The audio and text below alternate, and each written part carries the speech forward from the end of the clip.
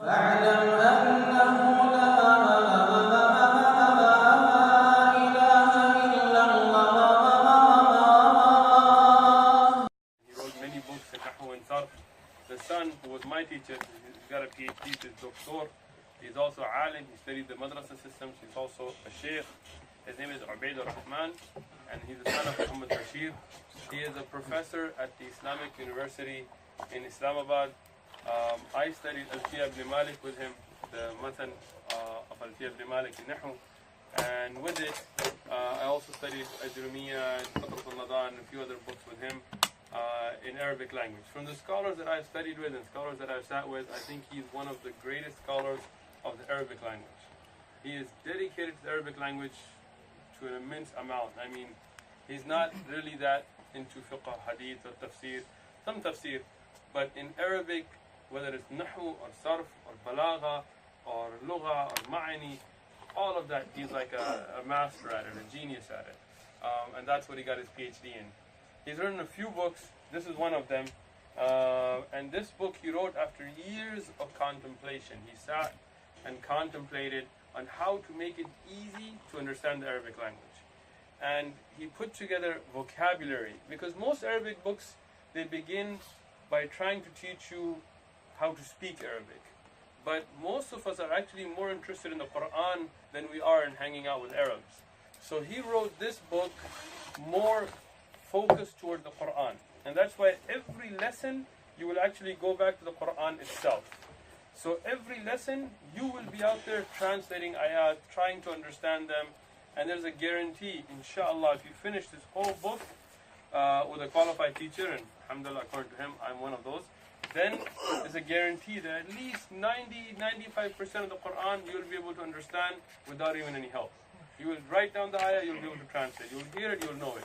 Some parts of the Quran are not understood except by mufassirun, meaning the people of tafsir. Why? Because the word may have many meanings, and a word may be like naziyat or nashatat. I mean, these words are not regularly used in Arabic language. They're named for angels. I mean, that you have to understand tafsir. But the aspects of the Arabic language that have to do with Quran understanding, you will inshallah, by the will of Allah subhanahu wa ta'ala, understand it. And the Shaykh, he wrote this and he put out ayat after a lot of sitting and contemplation and thinking, and he made a system that after looking at the Medina books and other books and Nahu al-Wadih and the books from Azhar and other places, I think it's the best system in my opinion to begin with. Inshallah, this class is free of charge. We're not charging anything, but there is a cost, and the cost is that I want consistency. All of you have to attend consistently. If you're not going to be here, tell somebody else to put it on Zoom for you and log in. Unless you're dying, unless you're really in the hospital or some kind of dire emergency, you should not miss a class. This is the free for the class, right? And I don't want to hear any excuses. If any of you have mommy issues or daddy issues or complaining issues, here's the door, might as well leave now. If you want to really learn, like dedicate yourself, like push yourself, then inshallah this is the class for you. It's free of charge, but if you don't put the effort into it, you won't get anything out of it. If I give you homework and you don't do it, then you're not going to get anything out of it. You're wasting my time and your time.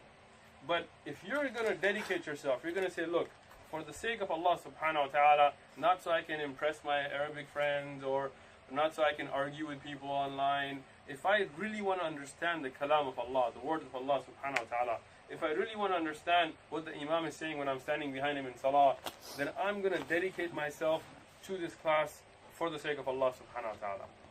The book, I got it, was about $5 a book and about $7 for shipping. These we got last time, we got a big thing, so it was about $12 cost. We gave them out free last time to everybody for the sake of Allah. People took the book, never came back. So, this time the book's going to be in the store. If you want to buy it, it's $10. You can go buy it. The money will go to the masjid. I don't want the money, but I do want you to invest something so you can feel that this is worth taking care of and making sure you're in the class. I would highly suggest that you get the book, because once those that are sitting there run out, we have no more. And you can't get them from Amazon or Barnes & Noble or any Islamic bookstore unless you feel like taking a trip to Pakistan. You're not going to get them. So I would highly suggest getting the book. It's an amazing book. He's done a lot of work on it, and with the book, you're going to have to put a lot of effort into it. Some of you are at different levels of Arabic. Like I know Amar is going to be much more advanced than Yusuf. So we even have different levels, like we have a 0, a 1, we even have a -0 now. So whatever level you're at, I want you to dedicate yourself to be patient. Alright? Paying attention to what I'm saying? Alright, no sleeping in my class. Alright, so if you don't understand what I'm doing up there, it's okay. It's okay. I didn't even start yet. You have to understand right now. Right? You know, It's it looks okay. like me like a Chinese coin, you know, whatever language I give it to that book, you know? That's it. Like you're gonna look at a book, I'm gonna look at it like No same. problem, and that's okay. We have a brother here amongst us. The first day he came, I told him to write something. He wrote a wow, and then he connected it with an alif. Right? So I was looking at that, and I was thinking, wow, this is going to be a long class. But that brother, mashallah, now he texts in Arabic, he speaks Arabic, he understands Arabic, he understands ayat. You can write some ayat to him right now, and he'll translate them for you. To him, it was Chinese too. To you, it looks like Greek or Turkish or whatever.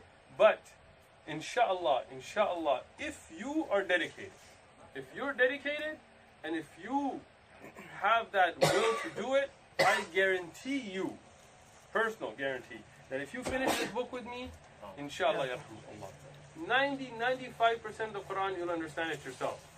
And if you don't, I'll give you your money back. So, I'm telling you, inshallah, this is an amazing program. I've seen it work, but you have to be dedicated. Go make flashcards. Go figure it out at home. Yes, Anas. How does it differ from Medina books? The Medina books are focused towards conversation. So if you open the Medina book, it says هذا الكتاب, هذا باب, كتاب, مسجد, right? This is not like that. The first dars we're going to do today, you're going to go straight to the Quran itself. Like you won't find ayat of Quran, I think, until like the maybe second or third volume in the Medina books. The first dars, you're going to go back to the Quran, and you're going to take each word, and they're going to be words that you already know. But you're going to go to the Quran, because what it does, the Shaykh, the amazing thing he did, he sat, and I mean, I tell you, this is may Allah reward him immensely. He would sit at night, lock the door, and spend the whole night till Fajr, just sitting, reading the Quran, and thinking of words, how to put them in such an order that it makes it very easy for somebody to start understanding the Quran. And then for every word that we're learning, he found ayat in the Quran, and he wrote those out. So unlike other books where it's like, هذا الباب, you know, أين المفتاح, هذا الطاولة, you know, or like the ones that really drive me crazy is the Rosetta Stone, you know, الولد تحت الطاولة, الطاولة تحت الولد. Right? And it doesn't make sense what you're saying. Allahu Akbar. Oh, we got a fresh one still. Jazakallah khair. MashaAllah. We like you. I was waiting for. So you're on the diet?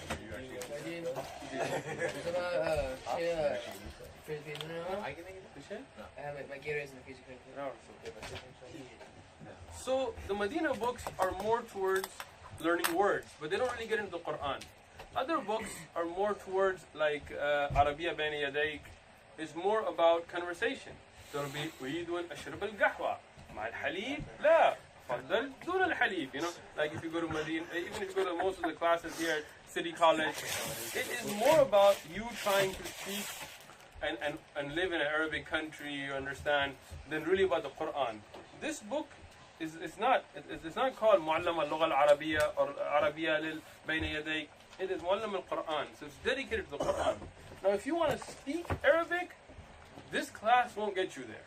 You're going to have to do that on your own. You're going to have to take up some Arab friends or people who speak Arabic and talk to them, or go live in an Arab country, or really work hard. I mean, that's speaking. Here, we're going to go over vocab and usage of it in the Quran. I'm going to throw in from my own, which is not part of the book, Nahu, Arabic grammar. And that's something we've studied here before, alhamdulillah, with the brothers. And I guarantee you, inshallah, by the end of this book, you will, if you are dedicated, you actually come to the classes, do your homeworks, do your work, you will be ahead of anybody that graduated from the first 2 years of Medina University in Arabic language. We'll test it. We'll bring one. We'll have him sit down. We'll see who can get him. But dedication is your responsibility. Everybody good with that? How many books do you have available? 1, 2, 3, 4, 5, 6, 7. Something like 7, 8. Maybe 7 or 8. So if you want to get them, go ahead and get them. Yes. Just put $10 there. I don't have cash. You better go and get them, put an IOU or something, because I'm just letting you know, once they're gone, It's recording. they're going to be gone. Video recording.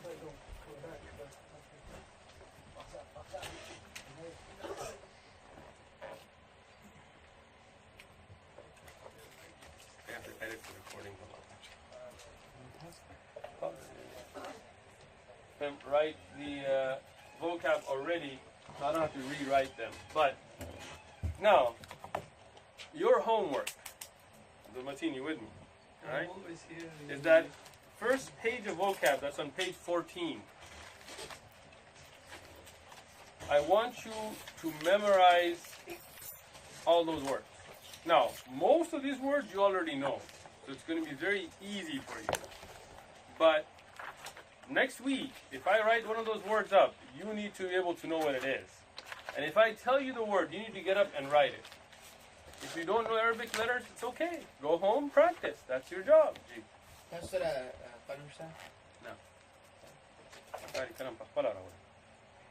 So, when you are working on these vocab, you have a whole week, 7 days.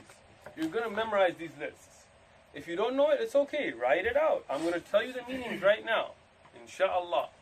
And then you're going to find that word. And even if you don't know Arabic letters, you can do this. Like the Chinese, they don't have like ta.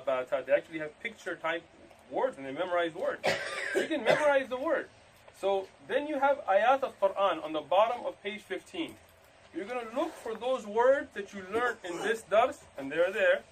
And you're going to write the meaning underneath. Alright? Got a book? Here. Musa?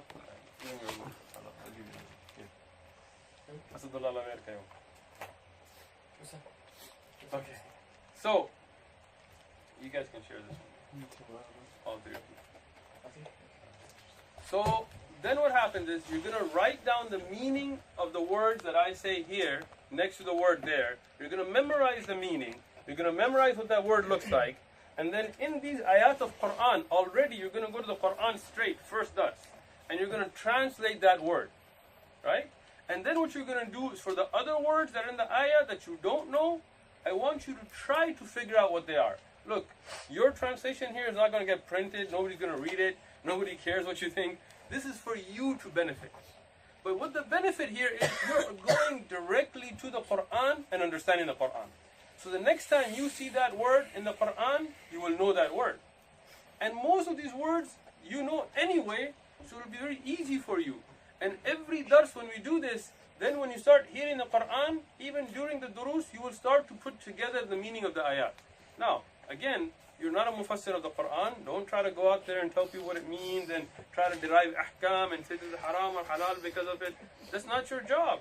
You're just trying to understand the gist of the Quran right now. Right? To be a mufassir, it's a big path of long studies. So don't jump your guns either, right? But at the same time, don't be shy. Ask. If you don't know a word, ask. In the next dars, we will go over these ayat. And we'll even go over the Nahu, the Arab of it, and things that are going to be advanced. Now, I'm saying this again, and this is why this first class is very important. If I'm doing something you don't understand, it's okay. Just be patient, and you will figure it out. Just don't be like one of those people that just kind of crumbles at the first sign of not understanding something. You got to be steadfast, and when you're steadfast, you move forward. You know the story about the turtle and the rabbit, right? So, I don't really care about that story. But I want you guys to be like the lion. The one that eats the rabbit and then kicks the turtle aside and wins the race. Right? But when a lion's a cub, it's a little baby. It can't do anything. It can't roar, it can't do... But it has to be steady. And if it says, I can't do it, and I'm just going to go home and sit with the hyenas, let them eat me, it's never going to be that winning lion. So, make sure that you keep coming to class, you keep asking, you keep trying, and the vocab, you have to memorize it. It's a wajib. It's obligatory upon you. Alright? If any of you have other, like, oh, I can't do it. There's a door now. Leave the book. Go. And giving this time for anybody. No? Alright, because I don't want to hear excuses later. Alright? If you're not smart enough, work harder. When I was in school, when I was in Islamic studies, there was a time when I was definitely the least qualified in the whole class. That doesn't mean that I didn't end up topping the class. Because if there are others that are smarter, work harder. If you're a small guy and you're going to fight some big guys, you better get a weapon. Doesn't mean you're going to get beat up all the time. You have to work harder. Don't give me excuses. Alright? Tayyib. We'll begin with the first word. Mateen, what does this word mean? Since you're -0, so. Allah, it seems like Allah. It seems like Allah. So you knew that word already. And you even took an oath about it, mashallah. You're that dedicated. The only word I know that's... Excellent. That's not the only word you know. But you've already proven to me you're not -0. So what does that word? Rest of the class. Allah. Allah. What does the word Allah mean? The only one worthy of worship. Alright. Next time, somebody easier. Yes? The Lord. Not the Lord, because that would be Ar-Rabb. Allah, as Yusuf said, is the only one worthy of worship. Many people say God. Right? That's an incorrect translation. Why? Because the Arabic word for God is Ilah. Ilah means what? Not Illa, not Ilah, but Ilah. With the ha in the end. It means God. Right? And has Ilah in Arabic has to be referring to something that is worshipped. Meaning something could be called a Razaq, but not be worshipped. If somebody says that I get my sustenance through this thing, but if you don't worship it, it cannot be called Ilah. In Arabic, that which was worshipped was called Ilah. Ibn al-Qayyim al-Jawziyah discusses this in great detail, and many ulama have difference of opinion about the word Allah and what's its root word. But Ibn al-Qayyim al-Jawziyah and As-Sibawayh, if you don't know him, you should. Ibn al-Qayyim, I'm sure you all know already. And if you don't, you definitely should. Sibawayh was the greatest scholar, according to most of the scholars, the greatest scholar of the Arabic language. In Nahu and things, he's called the Bukhari of Nahu. He was a Persian man, but he learned Arabic so well that even the Arabs today will, with agreement, say that he was the greatest scholar of the Arabic language. Him and Ibn al-Qayyim al-Jawziyah and the Shaykh al-Islam ibn Taymiyyah and other ulama, they have come to agreement that if you put al with this, al, meaning making it definite, and then put ilah, al-ilah, that comes with the word Allah. Because the hamza gets dropped, and when it gets connected, the lam gets a shadda, and then you have the ha, Allah, the ilah. What does it mean, the ilah? Like if I said, this is the world, or the masjid, or the book, that means it's one particular one, and everything else is disregarded. Right? For example, I was talking to one of the students of Shaykh ibn Taymiyyah, and he was talking to another student. And one said to the other, قال Shaykh. And the Shaykh said. He didn't say Shaykh ibn Taymiyyah said. Right? So, at that time, I was kind of curious, and I asked him, like, well, how come you guys just say Shaykh? Just wondering. And he said, because to us, he was the only Shaykh in the world, because we were his students. So we were dedicated to him. So if we said a Shaykh, we didn't have to say a Shaykh ibn Taymiyyah. Right? Many other students, if you go to a madrasa, they will say, the Shaykh said. Well, which Shaykh? Well, when they have somebody that there is nobody else comparable to them, then they say this is the Shaykh. And that's from the etiquette of the student. They wouldn't even say, Abu this or Ibn that. They would just say a Shaykh. And they would refer to him in a way that people understood who we were talking about. Like if I told you, Mukarram, I'll see you at the masjid. Now, which masjid do I mean? Mukarram? This one, right? Why? Because me and you have already, in our minds, confirmed that this is the only masjid that we see each other at. Now, it could be that someday we go to another masjid, but regularly this is the masjid, right? So, this is our understanding. This is the masjid. If I said the pen, do I mean a lot of pens or do I mean one pen? One. And that's why when we say Allah, we are saying the only ilah, the only one that's worthy of worship. That's why many of the ulama said the whole meaning of La ilaha illallah can be found in the word Allah. And that's why the Arab, before Islam even, they never gave the name Allah to an idol. They never went. They had Lat and Izzah, and they had Uzza, and they had this and that, and Manat, and all these different idols. They never had an idol called Allah. Because they knew that nobody can be called Allah except that one, that's the only one worthy of worship. Now they put other things in worship with Allah subhanahu wa ta'ala, and this is their shirk and their kufr, and that's why they're people of Jahannam, those that died on that aqidah. But they never gave the word Allah to an idol. So this is the word Allah. This word, next time I hear you translate it, I don't want to hear God, because that's an incorrect translation.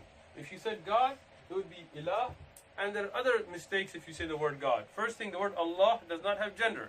God has gender. God, goddess. God can be referred to other than Allah subhanahu wa ta'ala. So here it is the word Allah, and I want you to say that is the only one worthy of worship. That is the one, that is the meaning of Allah, the one that's worthy of worship, the only God. Okay? Tayyib. There's a lot I could discuss with the word Allah, but we'll keep moving. The next here, this word, Abdurrahim. Muhammad, Muhammad. What does Muhammad mean? the praiseworthy. The one who's praised. And we know Muhammad to refer to our beloved Prophet sallallahu alaihi wasallam. And I don't look like that, it's not my handwriting. Muhammad is the name of Rasulullah sallallahu alaihi wasallam. It was not given to anybody before Rasulullah sallallahu alaihi wasallam. Now, for you beginning students, for the next dars, I just want you to know that this is Allah and this is Muhammad. Alright? So if I write this on the board, right, you should be able to say that word means Muhammad. That is the name of our beloved Prophet sallallahu alaihi wasallam. That's enough. For the beginning student, this is the word Allah, meaning the only ilah, the only God worthy of worship, and it is the name of our Rabb subhanahu wa ta'ala. That's enough. So if you're a beginning student, so easy for you. For the advanced students, we want you to be able to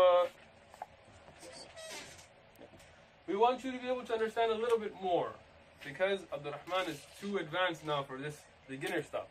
So, where does the word Muhammad come from? Like I told you, the asal, the root word for the word Allah. What is the root word for the word Muhammad? For our advanced student, Umar. Hamida. Hamida.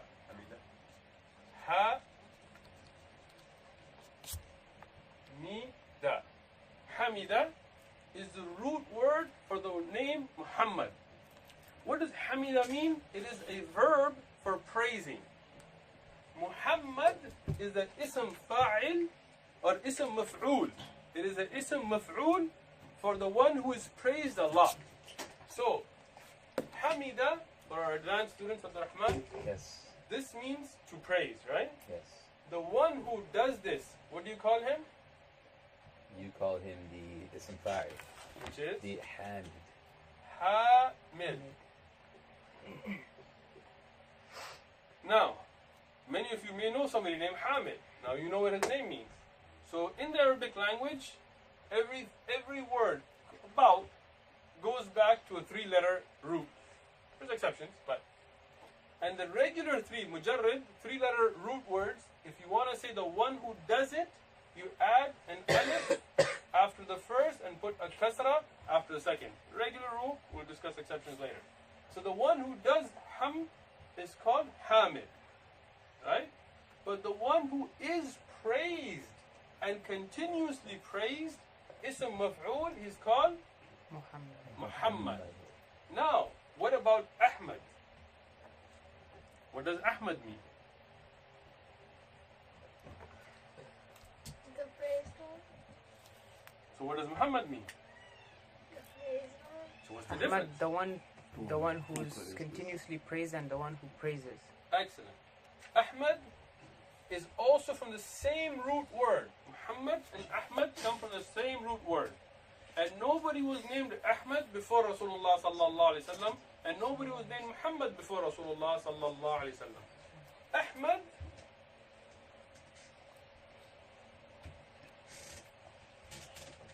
Ahmad is at the wazn of af'ala.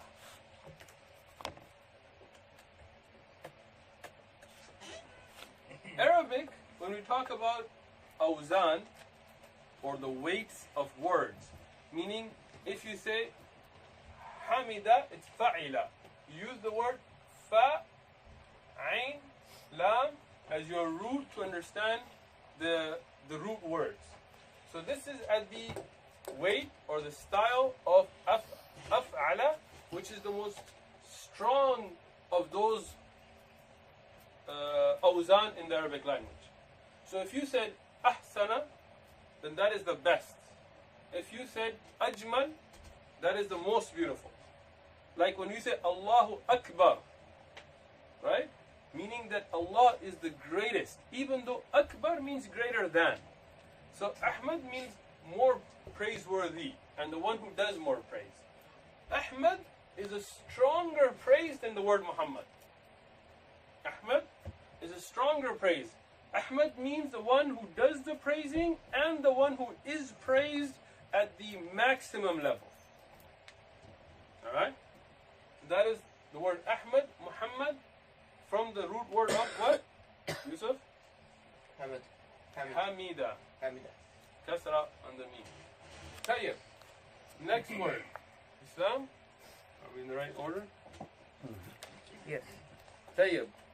What does the word Islam mean? Umar. Not that Umar. Majmudar Umar.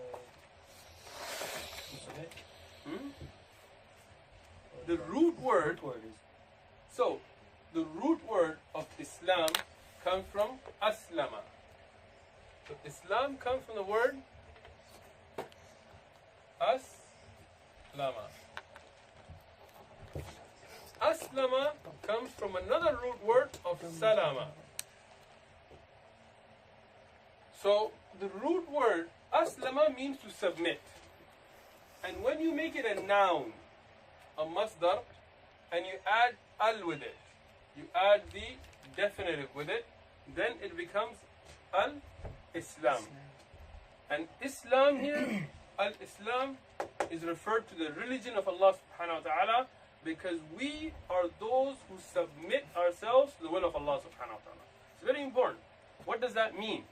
That means, in your opinion, maybe this is better, and maybe that is better, and maybe this is the right way, and this is the wrong way. But when you submit, when you become a Muslim, there's no force on you. If you don't want to be a Muslim, you don't have to. Go do whatever you want. There's consequences for everything, but there's no force. Right? But when you become a Muslim, that means a Muslim, the word Muslim is ism fa'il here, from aslama. Why is it not aslim? Because it's from more than 3 letters. Muslim is the one who submits. And Islam is that submission. This is a noun coming from the root word of submitting. And that root word comes from the root word of salama. And salama means to have peace or to bring peace. It's a verb. Salam, when you put an alif with a lam, that is peace. So salam and Islam in the end do come from the same root word, but Islam by itself you cannot say means peace. You can say it means peace in the sense that it's derived from that 3-letter root word. Islam is the submission that a Muslim does when he submits himself to the will of Allah subhanahu wa ta'ala. So once you are Muslim, now your will is the will of Allah. If Allah says, no amal qawm lut, it's haram now. Whether you think it's okay, whether you think that's good or bad, if Allah said it, I submit myself to what Allah said. If Allah says pray 5 times a day, I'm praying 5 times a day.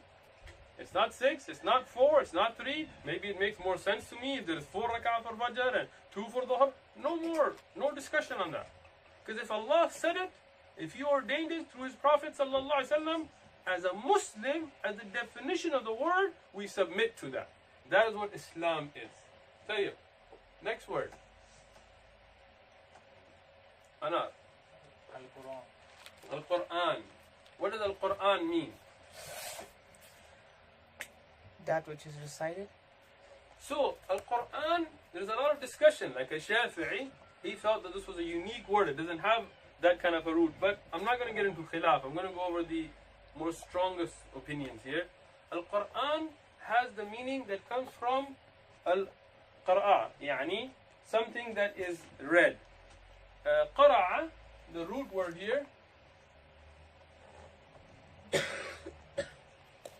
means to recite.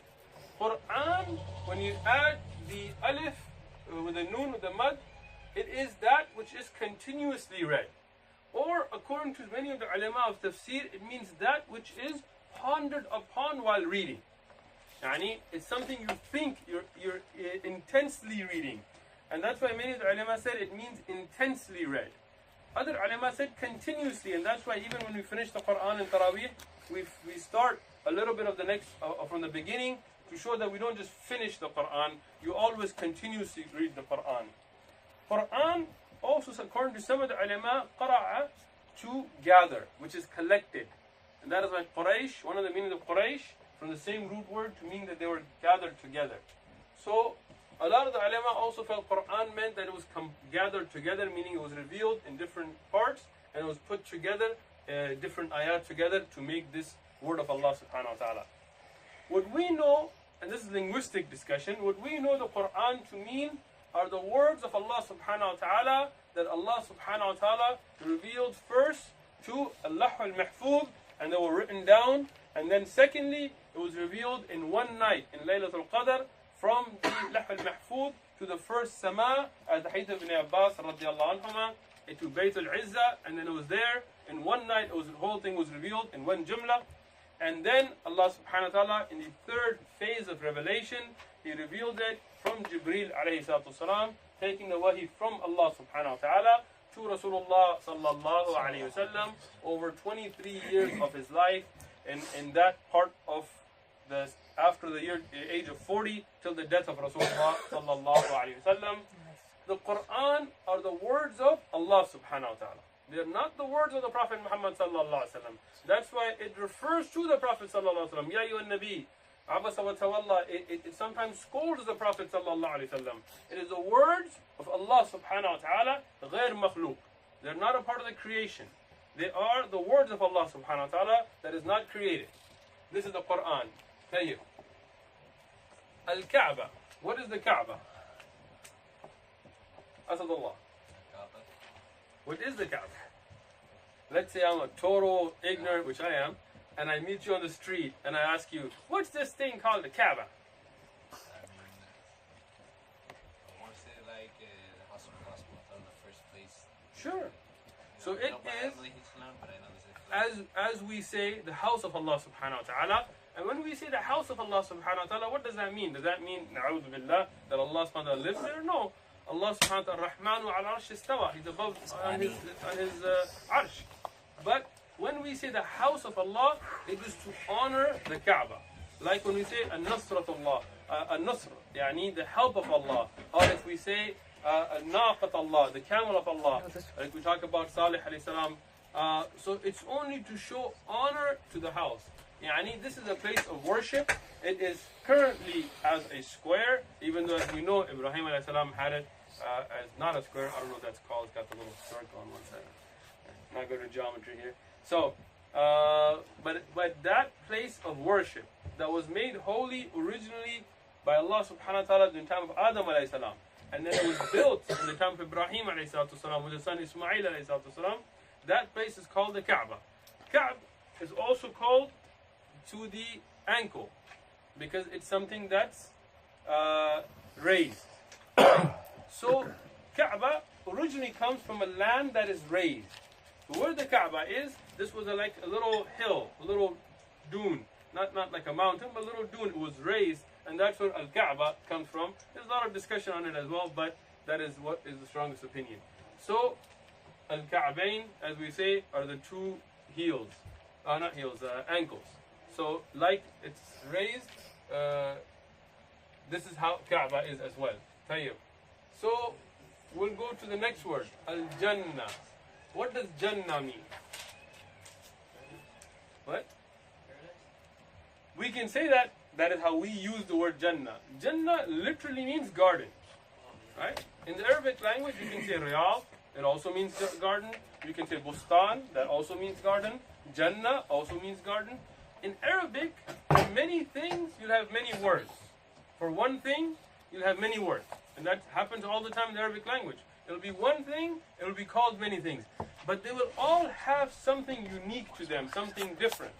But right now, I'm not going to get into those, but Jannah literally means garden and technically means paradise, the place that we all want to make it to. Tayyib. Yusuf, what is this word here?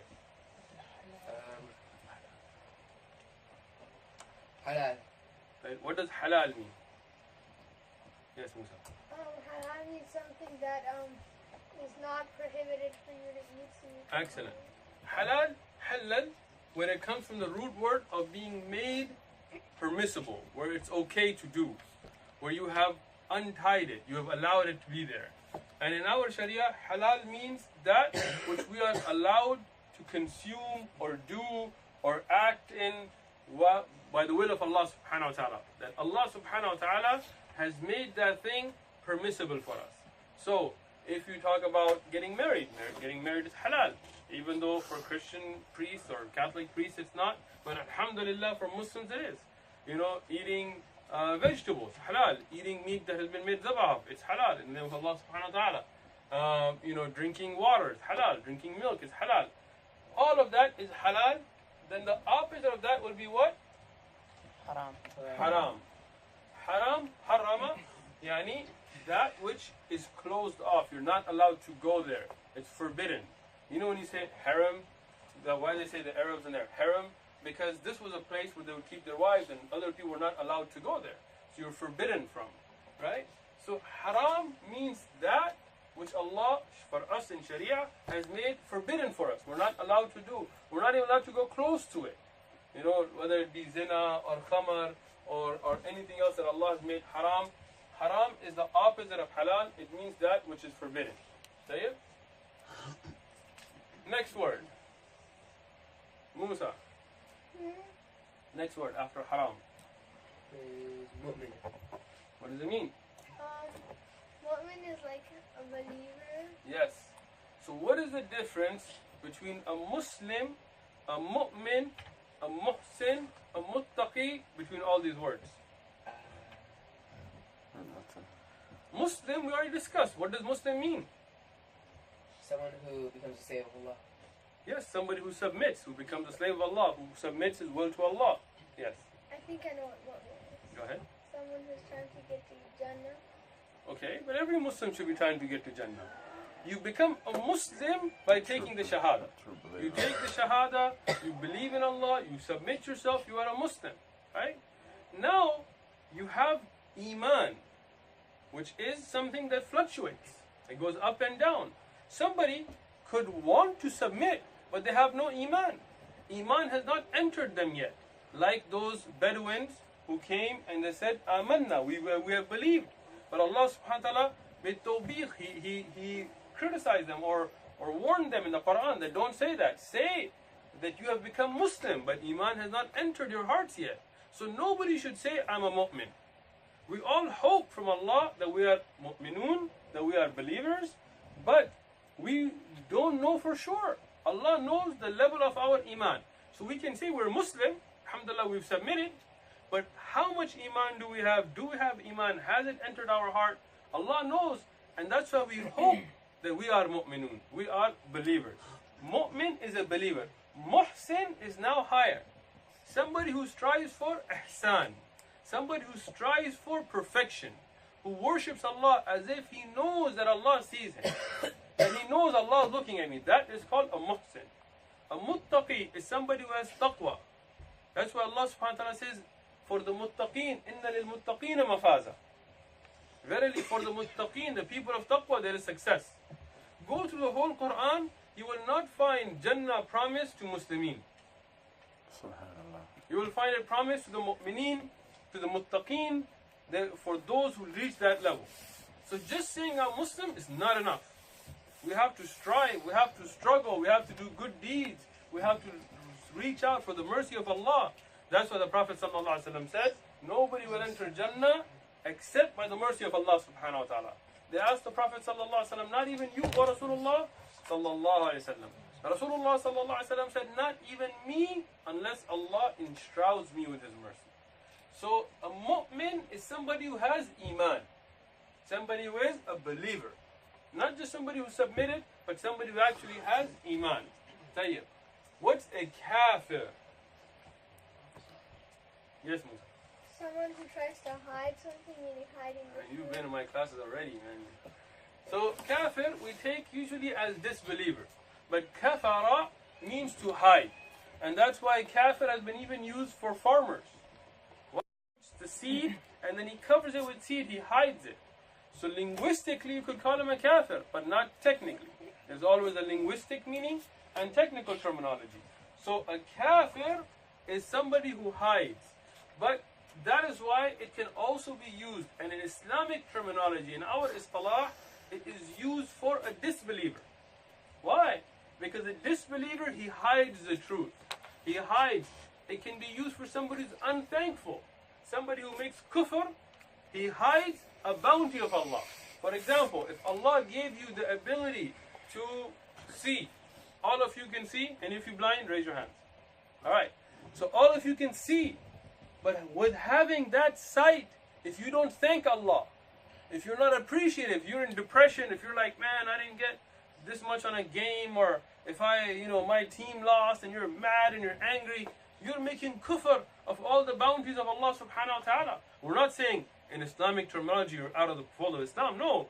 But you're hiding the fact that no matter what hardship you may be going through in life, look at all the bounties you have on you. You should still be thanking Allah subhanahu wa ta'ala. You should still be in sujood making shukr to Allah subhanahu wa ta'ala. So a kafir is somebody who denies, or somebody who hides. And that's why in Islamic terminology, we use kafir for a disbeliever. Because that disbeliever knows there is a Allah. He knows there is a creator. I was on a plane once, and there was an atheist next to me. And we're having this discussion about Islam and atheism and whether there is a God or not. And the plane started to shake. And suddenly he said, oh God, oh God. And so, whoa, I thought you didn't believe in God. And he's like, right now. So, when the plane stabilized, he didn't want to talk to me anymore. So, because a kafir knows there is a creator. When he's in trouble, he still turns to Allah subhanahu wa ta'ala. But when Allah subhanahu wa ta'ala gives him good, he denies the thank of Allah subhanahu wa ta'ala, the right of Allah subhanahu wa ta'ala to worship Allah subhanahu wa ta'ala. So that's a kafir. What is fasad? Fasad. Fasad. Mischief, corruption, fasada. Like when you cause evil, when you cause disunity, you're calling fasad. So you can translate it as mischief or corruption. That's fasad. And what is the opposite of that? As-sulh. As-sulh means to have reconciliation. Bringing people together. That's what I said. When you reconcile between people, that is a sulh. Right? When you are bringing peace in the world, when you are bringing... So, for example, let's say after the class, Abdurrahim tells Mukarram that, man, that scalp was horrible, I was bored to death. Right? Now, Mukarram can either go around telling everybody, man, Abdurrahim hates us, man. And that will cause fasad. Or he can be like, oh no, he was just tired, that's not what he meant. And he tells people, no, we all love the class. And that will be a sulh, to bring things together. Now everybody has a choice in life. You can either cause fasad or sulh. And every time you go through life, people have marital problems, people have problems between in business, with brothers. There's always a choice. And shaitan will always try to get you to call fasad. That's why there are some brothers nowadays, that's their whole life. They go on the internet, they find little videos, they take little clips to cause fasad. They try to find some mistake somebody made somewhere to cause fasad. And there are others, may Allah reward them and preserve them, that they're always trying to bring people together under the light of the Quran and Sunnah. What's the root word of sulh? Sulh, Sad, Lam, Ha. Salah or Sulh. that's Yeah. just the Salah is a different word. okay. Fasik comes from fasad or not? No, fasaqa, that's with the qaf. Fasiq. A fasiq is a sinner. A fasid would come from fasad. Tayyib. Hijrah. Hijrah. What does it mean? Osama. Yes. When we say you made hijrah from Somalia, what does it mean? Huh? I don't think anybody deported you from Somalia. When you migrate, when you migrate, right? When you make a migration, the Prophet ﷺ, he made hijrah from Mecca to Medina, right? And before that, the Sahaba made hijrah from Mecca to Habasha. We have many people making hijrah right now out of the Middle East to Europe for some reason. But hijrah means migration. Hajir, the one who makes the hijrah. Hajira, the one for a female. Tayyib? Khaliq. We're going to be running out of time, so we're going a little faster. Yes, Ahmad. The name Hajar, does that come from... There's a lot of discussion on the name Hajar, but most ulama said no. It wasn't Arabic, right? It wasn't Arabic. Khaliq, The creator? the creator. The root word, khalaqa. Khalaqa. Khalaqa means to create. Khaliq is what? Ism what? Ism fa'il. The one who creates is called the Khaliq. Tayyib? Now, al-libas. Clothing? Clothing. And that's the thing, if you speak Pashto, Farsi, Urdu, Somali, Azerbaijani, a lot of these words you already know. And that's one of the benefits of this book and the way he wrote it, the Shaykh, may Allah reward him, that it makes it very easy for you. Even if you don't know any of this, you know Turkish. A lot of these words are going to be in Turkish. If you know English, but you're a Muslim, the word Allah and Muhammad and Mu'min and Kafir, you already know it. So now what happens is, you go back to the Quran and it starts to give you that confidence that I already know many words in the Quran. It's not Chinese to you anymore. Tayyib. Al-libas, labasa, we'll discuss root words later because we don't have time, but is a clothing, a covering, something that protects you. And that's why they have said about the husband and wife, they're like a libas to each other because they cover each other. They don't go and expose their faults. They don't go, oh, you know what my wife did? Or, oh, my husband, he's horrible. That's not the way a husband and wife is supposed to act. We're supposed to cover each other's faults and cover each other. Tayyib. Ashukr. What does it mean? Yes, Musa. Thankful. Alright, but what does that mean, thankfulness? To be thankful, like if someone gives you some water, it's like a friend of Good, but not excellent. When you have shukr, has to be action. Like just to say thank you is not shukr in Arabic. Right? Nowadays Arabs say shukran, but that's because they're weak in their own language. If you look at the Quran, you will see a shukr meaning action.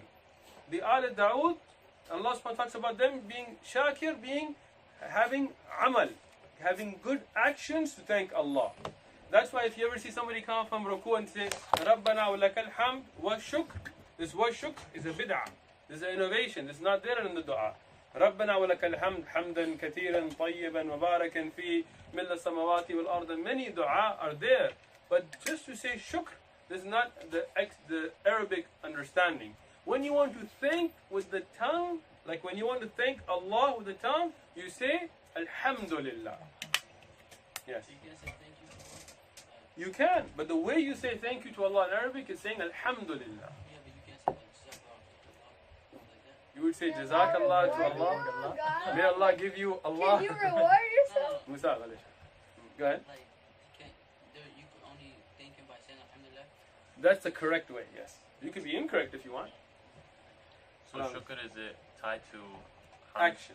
hamd at all? Any type of praise or just action?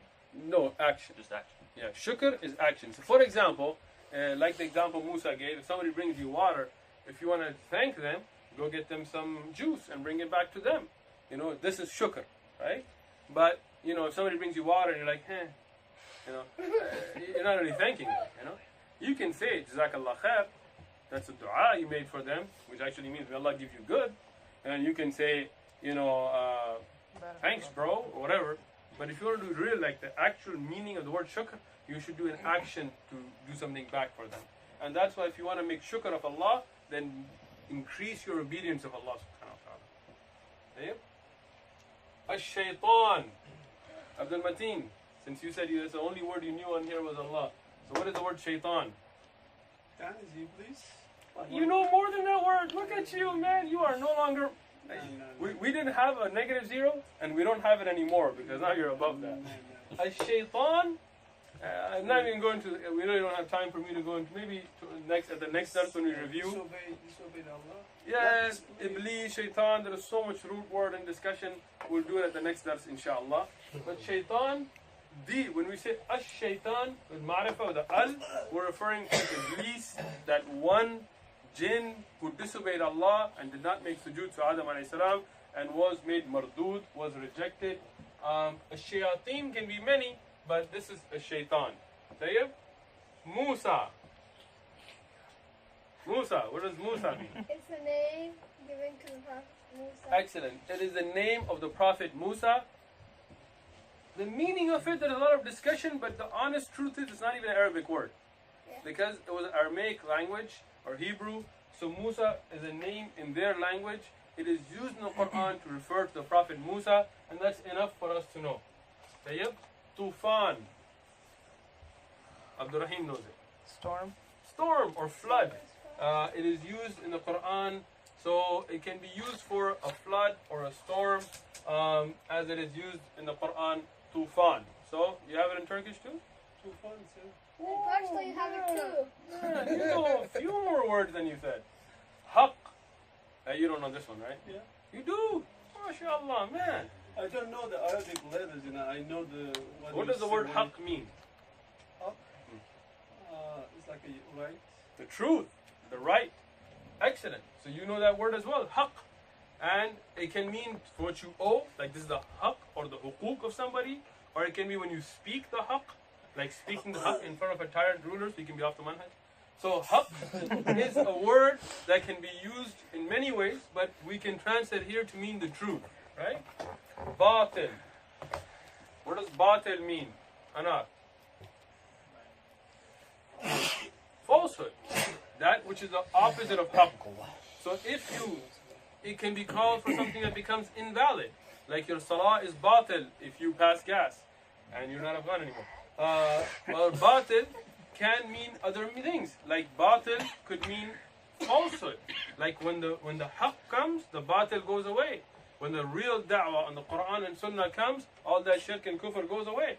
And that's why haqq and batil are very easy and you already know them. Ad-dhikr. Alright, somebody other than my kids. Continuous remembering. Go ahead. What was it again? Ad-dhikr. To remember. Remember. Excellent. The remembrance. So somebody who does that would be called a Zakir. dhakir. Look at that. Dhakir. Zakir. So dhakir, we look at, so I'm teaching you some nahu as well. You got the original dha, ka, ra, and if you want to make it the one who does it, you add the alif and kasra, it becomes zakir, and ad-dhikr is the dhikr. Ad-dhikr, Islamically, usually refers back to the Quran itself, because Allah subhanahu wa ta'ala called it ad-dhikr. But if you took the al away, dhikr can include Islamically anything from remembering Allah, from the Quran, from dua, adhkar, halaqat of ilm like this. All of this can be because we're remembering Allah subhanahu wa ta'ala by learning about the language of the Quran. Tayyib. Ash-shirk. What does shirk mean? Mukarram.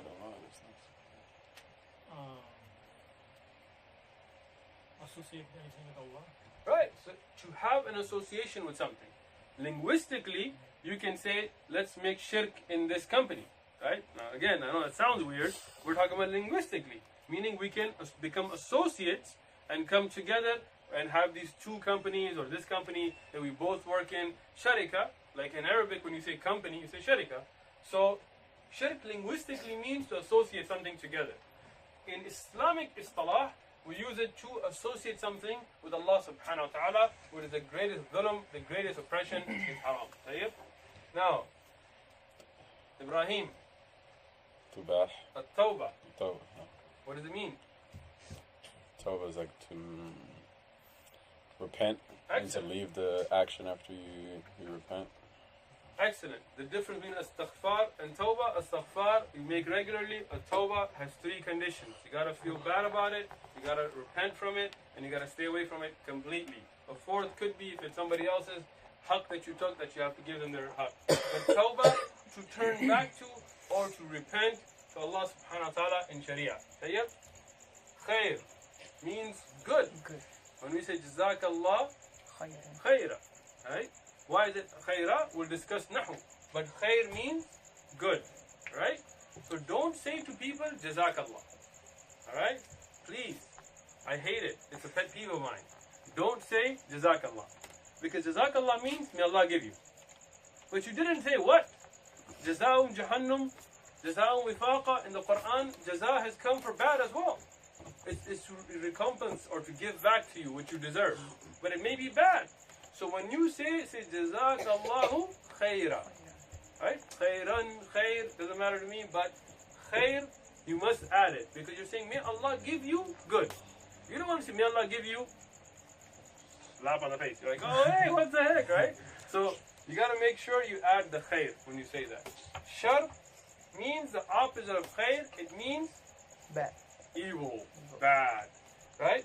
Sharh with a ha at the end would mean to explain something. So make sure you understand it's sharh. It's not sharh, you know? And don't say sharh Bukhari. No, it's sharh Bukhari, the explanation of Bukhari, not the evil of Bukhari. Walid, one of the most important words for our kids to understand. What does walid mean? Sama. Father. Excellent. Walida would be the mother. Walid means father. You can also say ab. You have other words for it. Walid, walida. Ab, So this is for father. Tayyib. Ashura. Asura. Asura. What does surah mean? Yes, Musa. Like, surah is like a surah in the Quran. Well, like, what does that like mean? A Yeah. chapter, right? Yeah. A chapter, a part of something, is called a surah, right? Tayyib. Az-zakah. What does zakah mean, Asadullah? Zakah. Charity?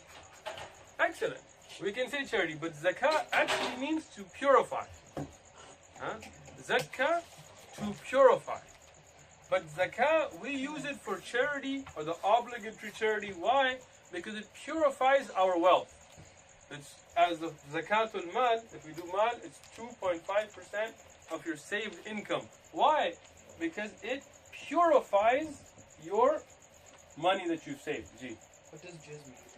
Juz means a part as well. So surah is used for a chapter, juz for the section. 30 juz, 114 surahs. Tayyib. What does deen mean? The life. Religion. Wait. What did you say? The way or the life. Alright, you said religion. Any other linguistic meanings? Rahman, you already in the class, man. Don't act all. Go ahead. What does deen No, I don't want to say it. Go ahead. Come on, answer here. Alright. Go ahead, brother. Way of life. A way of life. Deen actually means What you get in return for what you've done. what you get. Recompense. Recompense. Recompense. Right? Get English. Right? When you do something and you get something back for it, that's called deen. That's why Yawm ad-Din. Maliki? Yawm ad-Din, right? Not the day of religion, not the way of life, but the day that you get back what you deserve. But why is the religion called a deen? Because it is a way for you to earn the reward. Yeah, it's almost time for talk. So, Deen al-Islam, because if you follow that Islam, Allah on the day of Deen, the day of religion, the day of that recompense, you will get back what you did. If you didn't follow it, you made shirk, you made kufr, you will be thrown in azab. And if you did, you will be given the reward of al-Jannah and the praise of Allah subhanahu wa ta'ala. Tayyib. Hamd. Praise. Praise. We already discussed it under the name Muhammad. Tayyib. Jaza. Reward. Reward. Compensation. Tayyib. Rub. I think that's a rub. Jaza is reward. A rub. Yes. A rub. It's not punishment. Jaza can be. Your reward can be that you get beat up. That's what you get for it.